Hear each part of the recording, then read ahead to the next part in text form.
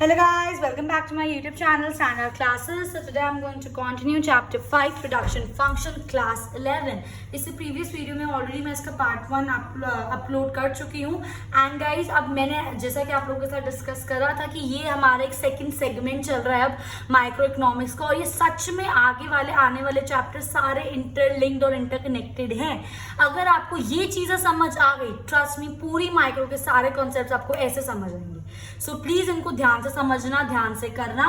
Today I am going to start with types of production function कि क्या क्या हमारे प्रोडक्शन फंक्शन के टाइप्स होते हैं। दो तरह के प्रोडक्शन फंक्शन होते हैं हमारे, एक होता है हमारा शॉर्ट रन प्रोडक्शन फंक्शन और एक होता है हमारा long run production function. Now what is short run production function? It refers to a situation as मैंने आपके साथ डिस्कस करा था in my previous video. Short run क्या होता है? शॉर्ट रन हम उस रन को बोलते हैं जिसमें हम अपने आउटपुट को चेंज कर सकते हैं अपने वेरिएबल फैक्टर को चेंज करके, ठीक है, जिसके अंदर हमारा जो फिक्स फैक्टर होता है वो फिक्स रहता है, हम उसको चेंज नहीं कर सकते। अगर हमें हमारे आउटपुट को चेंज करना है तो हमें अपने वेरिएबल फैक्टर को चेंज करना पड़ेगा।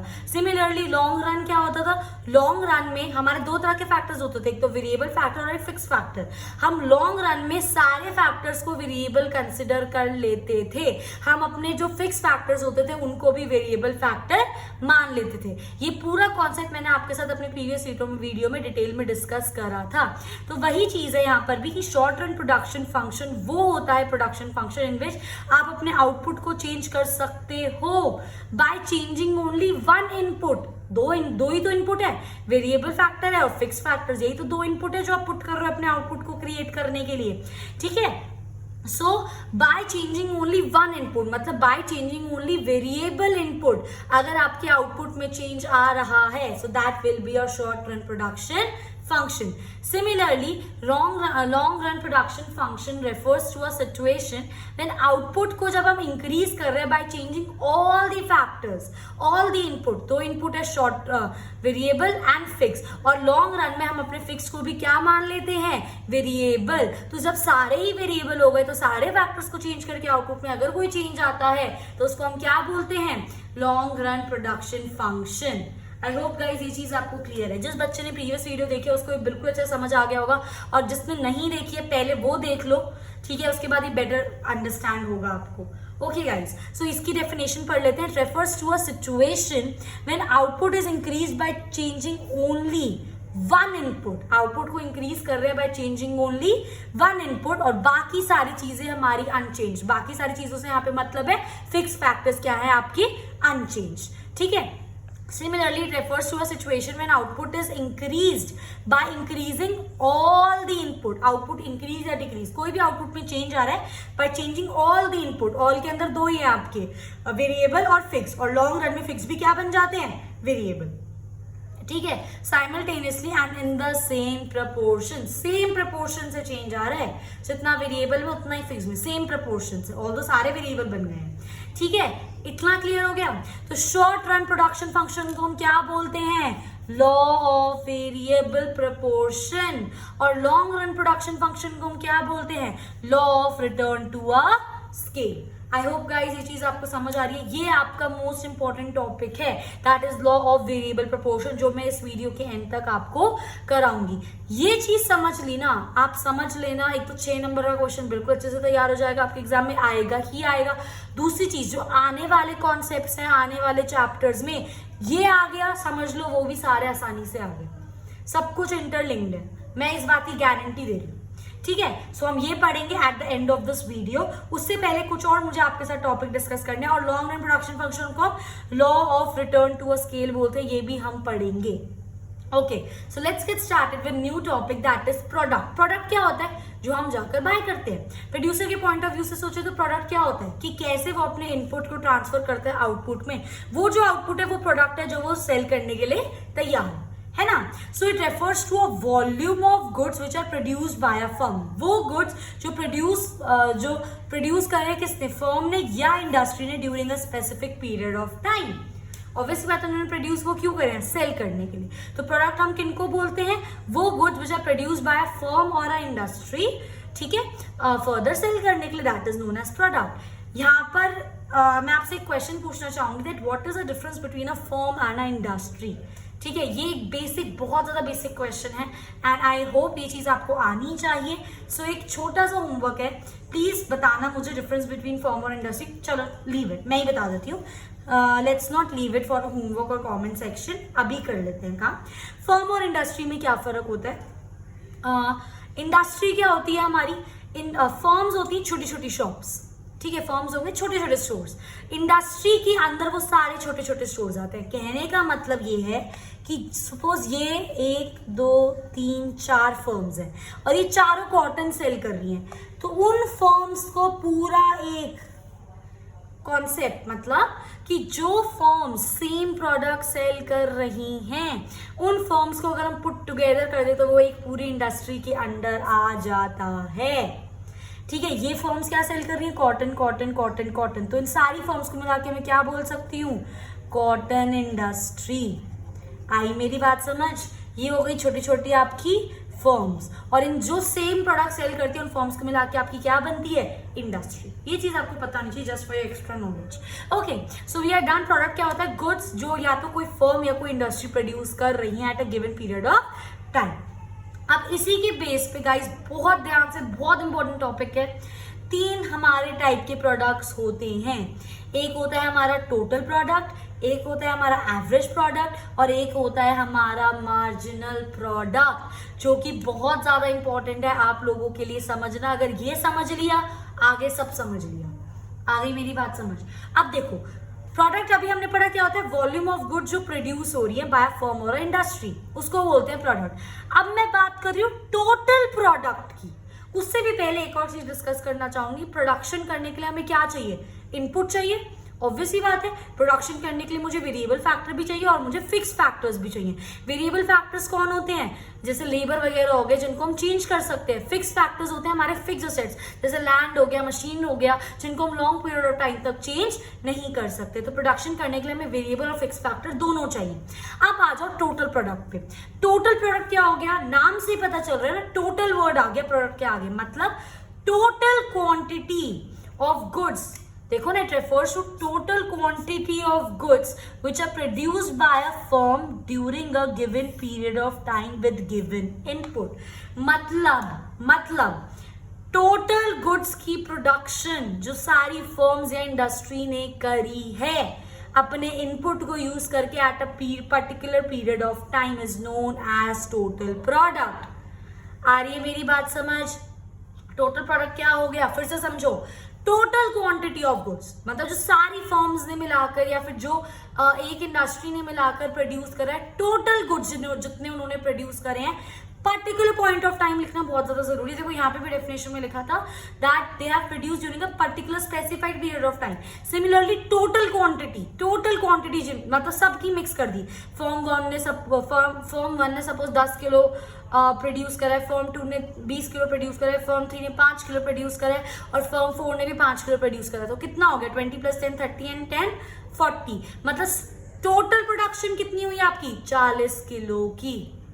आई मेरी बात समझ? टोटल गुड्स जो सारी फर्म्स इंडस्ट्री ने प्रोड्यूस करा है but at a particular period of time, क्या यूज करके, अपने इनपुट्स को यूज करके प्रोड्यूस करा है, that is known as total product. आई मेरी बात समझ? ये फॉर्मूला अभी पढ़ाऊंगी, पहले डेफिनेशन समझो। क्लियर? अब पहले इसकी डेफिनेशन समझो। अब एवरेज प्रोडक्ट क्या होता है, बहुत ध्यान से समझना। एवरेज प्रोडक्ट क्या होता है, टोटल प्रोडक्ट में हम क्या लेते हैं, टोटल क्वांटिटी ऑफ गुड्स जो सारी फर्म्स ने प्रोड्यूस करी eight a particular point of time. ना एवरेज प्रोडक्ट में गाइस वो आउटपुट जो आपका एक वेरिएबल इनपुट प्रोड्यूस कर रहे हैं, वो आउटपुट जो आपका एक वेरिएबल इनपुट प्रोड्यूस कर रहा है, इसका सबसे बेस्ट एग्जांपल देती हूं मैं आपको। ठीक है, फॉर एग्जांपल मेरी टोटल प्रोडक्शन हुई है 80 kgs, ठीक है, और वेरिएबल की बात हो रही है, वेरिएबल फैक्टर, फॉर एग्जांपल मैंने वेरिएबल फैक्टर अपना क्या ले लिया, लेबर, और एक लेबर ने कितना प्रोड्यूस करा है, 10 किलो। क्या बोल रही हूँ, ध्यान से समझो। टोटल प्रोडक्शन कितनी हुई है, 80 किलो की, पर एक लेबर ने कितना प्रोड्यूस करा है, 10 किलो। समझ रहे हो मेरी बात? एक लेबर ने कितना प्रोड्यूस करा है, 10 किलो। तो आपकी एवरेज प्रोडक्ट कितनी आ जाएगी? एवरेज प्रोडक्ट की डेफिनेशन देखो, एवरेज प्रोडक्ट का मतलब है output per unit of a variable input, मतलब टोटल आउटपुट में से एक वेरिएबल इनपुट ने कितना प्रोड्यूस करा है। टोटल आउटपुट कितना था मेरा 80 किलो, एक वेरिएबल इनपुट ने कितना प्रोड्यूस करा 10 किलो, तो आपका एवरेज प्रोडक्ट कितना आ गया 8 किलो। एवरेज निकालते हैं ना हम, मैथ से भी आप एवरेज कैसे निकालते हो, सम टोटल करके अपॉन जितने भी नंबर ऑफ यूनिट्स होते हैं, उसी तरीके से मतलब समझो। पहले फॉर्मूला पे तो मैं बाद में आऊंगी, पहले मतलब समझो कि फॉर एग्जांपल मेरे पास एक और एग्जांपल लेती हूँ, 10 लेबर है मेरे पास, कितनी लेबर है 10 लेबर है, और टोटल प्रोडक्शन हुई है फॉर एग्जांपल 1000 kgs। मेरे पास 10 लेबर है और टोटल प्रोडक्शन हुई है मेरी 1000 kgs, तो मुझे इसमें एवरेज प्रोडक्ट निकालना है। एवरेज प्रोडक्ट का मतलब क्या है कि मुझे ये निकालना है कि एक लेबर ने कितना प्रोड्यूस करा। कॉन्सेप्ट समझ रहे हो मेरी बात, मैं क्या बोलने की कोशिश कर रही हूँ। एवरेज प्रोडक्ट का मतलब होता है जो आपका टोटल आउटपुट प्रोड्यूस तो हो गया, पर उसमें एक वेरिएबल इनपुट का कितना कॉन्ट्रीब्यूशन था। मतलब फॉर एग्जाम्पल एक लेबर ने उसमें कितना प्रोड्यूस करा है ऑन एन एवरेज। तो कैसे निकालोगे, टोटल प्रोडक्शन अगर 10,000 है और 10 लेबर ने ये करा है तो अपॉन 10 ही करोगे, सॉरी 1000 है, अपॉन 10 ही करोगे तो कितना आ गया आपका 100 kgs। दैट मीन्स एक लेबर ने कितना प्रोड्यूस करा है 100 kg, and this is your average product. आई मेरी बात समझ। फॉर्मूलाज पे मैं अभी आती हूँ, आप बिल्कुल टेंशन मत लो, ठीक है। अभी कॉन्सेप्ट समझो। टोटल प्रोडक्ट जो सारे वेरिएबल इनपुट्स ने प्रोड्यूस करे, एक बात ध्यान से समझ के चलना कि हम ये जो बात कर रहे हैं, हम ये सारी शॉर्ट रन में बात कर रहे हैं, क्योंकि हम ये देख रहे हैं चेंज सिर्फ वेरिएबल प्रोडक्ट के टर्म्स में। हमारा जो फिक्स फैक्टर है वो फिक्स है, हम उसको नहीं कंसिडर कर रहे। इसलिए यहाँ पर लिखा है कि टोटल क्वांटिटी जो फर्म्स या इंडस्ट्री ने प्रोड्यूस करी है using their input during a specific period of time. Input से मतलब है यहाँ पे variable factors. Similarly average product में भी जितना टोटल प्रोड्यूस हुआ है उसमें से एक वेरिएबल इनपुट का कितना कॉन्ट्रीब्यूशन है। अगर टोटल 100 kg प्रोड्यूस हुआ है तो एक लेबर ने उसमें कितना प्रोड्यूस करा है वो हमें देखना है। आ रही मेरी बात समझ। That is known as average product. Similarly third concept आता है आपका guys marginal product. Now what is marginal product. Marginal product का मतलब होता है, देखो जब हम टोटल कुछ प्रोड्यूस कर रहे हैं, फॉर एग्जाम्पल मेरी टोटल प्रोडक्शन अभी 100 यूनिट्स है, कुछ भी मैं प्रोड्यूस कर रही हूँ 100 यूनिट्स।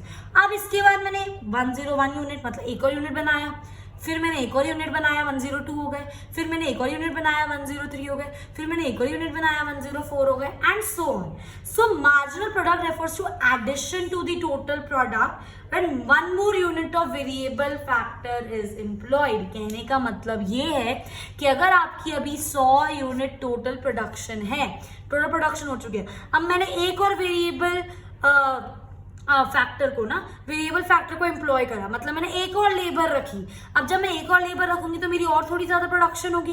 तो वो जब एक और लेबर रखने से जो आपकी एक्स्ट्रा एडिशनल प्रोडक्शन हो रही है, that is known as marginal product. बात समझ आ रही है क्या बोल रही हूं, ठीक है। मार्जिनल वर्ड जहां पर भी दिख जाए ना इकोनॉमिक्स में, आंखें बंद करके इसका मतलब होता है एडिशनल। इसका मतलब होता है एडिशनल, आंखें बंद करके। तो मतलब टोटल प्रोडक्ट में आपका क्या एडिशन हुआ जब आपने एक और वेरिएबल फैक्टर को एम्प्लॉय करा। मतलब टोटल प्रोडक्शन अगर मेरी 100 यूनिट थी और अगर मैं एक और लेबर रख लेती हूँ काम पर, तो उस टोटल प्रोडक्शन में मेरा जो एक्स्ट्रा एडिशन आ रहा है that is known as marginal product. अब यहाँ पर देख सकते हो पहले 100 यूनिट था, जब मैंने एक और लेबर रखी तो 101 यूनिट हो गया। मतलब एडिशन कितने का हुआ इन दोनों में, एक यूनिट का एडिशन हुआ। तो this 1 unit is the marginal product.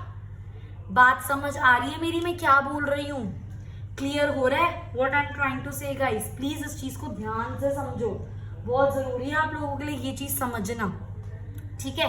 सो ये होते हैं हमारे 3 तरह के product, total product, marginal product, average product and marginal product, ठीक है।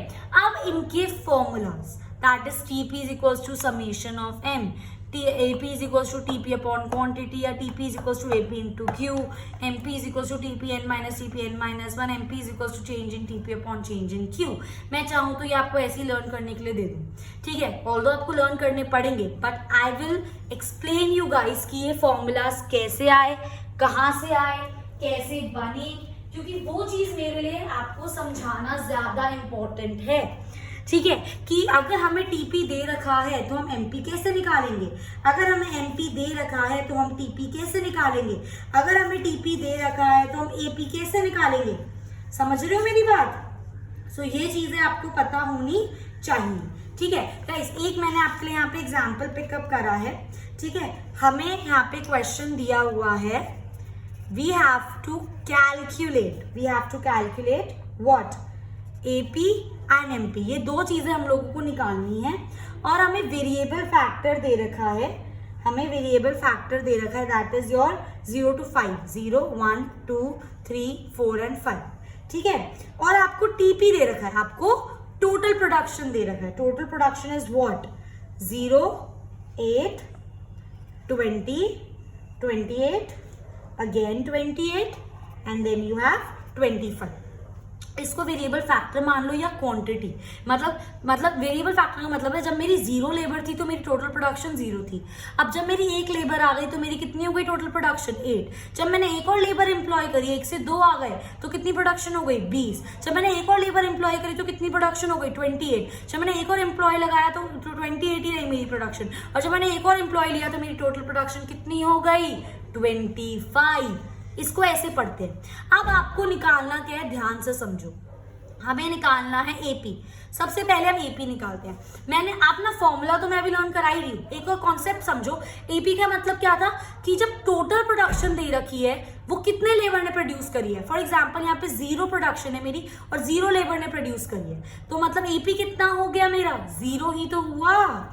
समझ रहे हो क्या। मैंने अभी आपको एग्जांपल दिया था गाइस, मैंने बोला था अगर टोटल प्रोडक्शन मेरी 100 है और वो 10 लेबर ने प्रोड्यूस करी है तो एक लेबर कितना करेगा, यूनिटरी मेथड 100/10, मतलब एक लेबर ने कितनी करी है, 10। सिमिलरली इसका फॉर्मूला क्या हो गया, अगर आपको ईपी निकालना है, TP upon units of variable factor या फिर क्वांटिटी, मतलब टोटल प्रोडक्शन अपॉन क्यू कर दो या फिर total production upon units of variable factor. क्योंकि हम क्या निकाल रहे हैं कि टोटल प्रोडक्शन तो हुई, फॉर एग्जाम्पल इतनी प्रोडक्शन इतने लोगों ने करी, पर एक जने ने कितना करा, तो डिवाइड ही तो करोगे टोटल प्रोडक्शन अपॉन टोटल जितने लोगों ने उसको प्रोड्यूस करा, वो होता है एपी का फॉर्मूला। आई मेरी बात समझ। तो एपी का फॉर्मूला क्या हो गया, टीपी अपॉन क्यू या फिर TP upon units of variable cost. तो अगर आपको एपी निकालना है दैट मीन्स ये टीपी, ये रहा क्यू, क्यू या वेरिएबल फैक्टर, तो 0/0 0, 8/1 8, 20/2 10, 28/3 कितना आ जाएगा, this will give you something 9.33,